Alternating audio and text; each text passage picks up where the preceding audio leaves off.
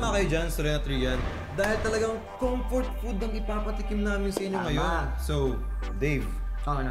Sige na. Sige na, mauna ka na. Huwag ka na mag-iya talaga. Bisa na. Nahiya ako. Bisa na.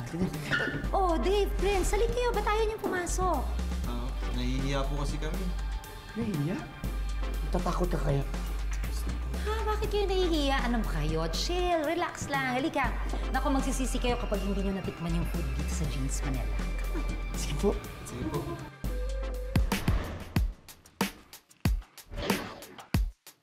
Mga patikim boys, bago ko patikim sa inyo yung mga food dito sa Jeans Manila, papakita ko muna sa inyo kung paano niluluto ang aming pork sisig pizza. Wow. Bestseller namin yan. Isa sa mga bestsellers namin. So, lalagyan muna natin ng oil, a little oil. Tapos, ilalagay natin itong, ano to, liempo to.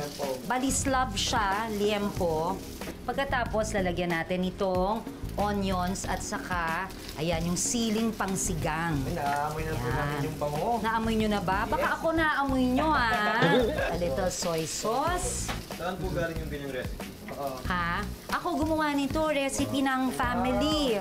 Alam mo naman, taga Pampanga kami, ganyan. My dad is from Batangas. Mother side naman, taga Pampanga. So talagang mahilig magluto. Okay, so lalagyan natin siya ng cheese. Ngayon lang ba kayo makakatikim ng sisig pero pizza siya? First time pa lang. Yan. Okay, so ayan. Ilalagay na ni Chef Eric yung ating sisig.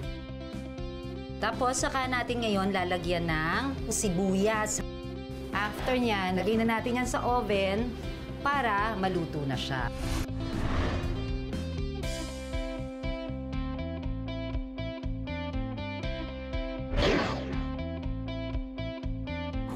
Brother Prince! Andito na ang food! Kumuha na siya kaagad, diba? Yan. Good yan. Very good, very good, very good. Ano, kumusta? The best. Sarap! Meron kaming nilalagay na special sauce dyan. Special sisig sauce.